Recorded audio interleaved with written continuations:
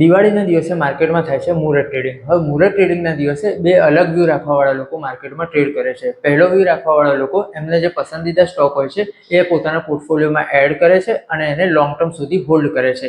બીજો વ્યૂ રાખવાવાળા લોકો પોતાના પોર્ટફોલિયોમાંથી સ્ટોક વેચે છે અને પ્રોફિટ બુક કરીને એ લક્ષ્મીજીને એઝ અ પ્રોફિટ પોતાના ઘરે લાવ્યા એ રીતનો વ્યૂ રાખે છે. હવે બજારમાં બે અલગ વ્યૂ હોવા બિલકુલ કોમન વાત છે. અગર માર્કેટમાં બે અલગ વ્યૂ નહીં હોય તો ટ્રેડ થવું પોસિબલ નથી. પણ આ વખતની દિવાળીમાં કંઈક અલગ છે. હવે અલગ શું છે? તો અત્યાર સુધી દિવાળીનું જે ટ્રેડિંગ સેશન રહેતું હતું એ સાંજે 6:15 થી લઈને 7:15 વાગ્યા સુધી થતું હતું. પણ આ વખતે 21 ઓક્ટોબર 2025ના રોજ તમારે સાંજે 6:15 વાગ્યા સુધીનો વેઇટ કરવાની જરૂર નથી.